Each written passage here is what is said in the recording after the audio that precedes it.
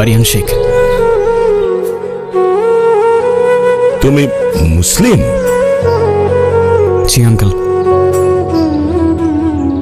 ও কি জানে না তুমি খ্রিস্টান? Are you crazy? একজন মুসলিমকে বিয়ে করবে তুমি?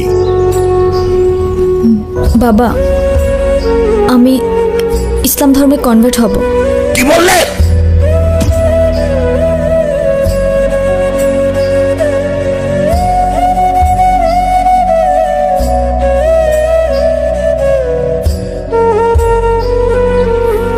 Please try to understand uncle.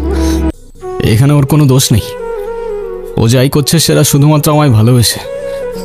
দোষ যদি কারোর থেকে থাকে সেটা আমার। মারতে হয় আমায়, মারুন আপনি। জেনে ওকে বেরিয়ে যেতে বল। একটু থামো না বাবা, তুমি যাও তো এখন। প্লিজ আঙ্কেল, একটু বোঝার চেষ্টা করুন। আমি আপনার মেয়েকে কোনোদিন কষ্ট দিব না। আমি কথা দিচ্ছি আপনাকে, আমি আমার সবটা দিয়ে ওকে আগলে রাখবো। Out,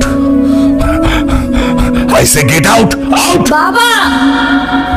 out! মাফ করে দাও মানে? 4টা বছর পরে সে এখন তুমি মাফ চাচ্ছ? হাল ছেড়ে দিচ্ছ? তো আমি আর কি করবো, আমাকে একটু বলবা? একটু বোঝার চেষ্টা করো। তোমার আর আমার ধর্মটা আলাদা জেনি। তোমার ফ্যামিলি কখনোই আমাদের সম্পর্কটা মেনে নেবে না। তুমি কি আমাকে ভালোবাসো না? আরে দুনিয়ার সবাই মেনে না নিলে যদি আমার প্রতি তোমার ভালোবাসাটা কমে যায় না, তাহলে থাকো, আমি চললাম। কোথায় যাচ্ছ? বাবার পছন্দের ছেলেকে বিয়ে করতে। তাহলে আমার কি হবে? তুমি তো আর আমাকে ভালোবাসো না। বাসি, অনেক ভালোবাসি। পরিবার তো মানবে না। না মানুক? সমাজ কি বলবে? সমাজের বাইরে চলে যাব। কত দূর? যতদূর গেলে তোমার আর আমার ছোট্ট একটা সংসার হবে। আগলে রাখতে পারবে?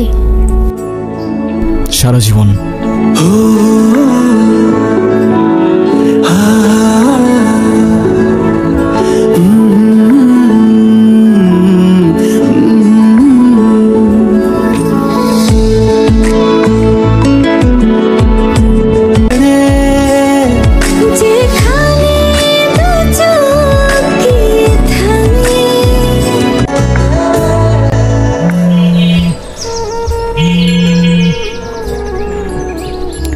হ্যাঁ বলো। কোথায় আছো তুমি? এই তো বাজার করে বাসায় যাচ্ছি। কেন? আগে বলো, গুড নিউজ শুনবা না ব্যাড নিউজ? ব্যাড নিউজটাই আগে শুনি। ব্যাড নিউজটা হচ্ছে তোমার এখন থেকে মাঝে মধ্যেই বাজার করতে হইতে পারে। কেন? কারণ গুড নিউজটা হচ্ছে নতুন চাকরিতে তোমার হাজবেন্ডের কাজের অনেক চাপ থাকবে এখন থেকে। কংগ্রাচুলেশনস। কিন্তু স্যার, আমি আর বাজার করতে পারবো না। যত রেটি হোক না কেন, বাজার কিন্তু আপনাকেই করতে হবে। কেন, কি হয়েছে? আরে ধুর, আমি একদমই দামাদামি করতে পারি না। আজকেও 150 টাকা ঠকে আসছি।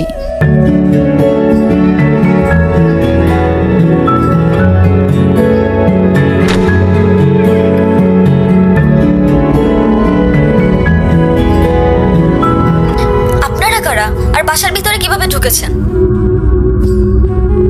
হ্যালো, কারা বাসায়? হ্যালো,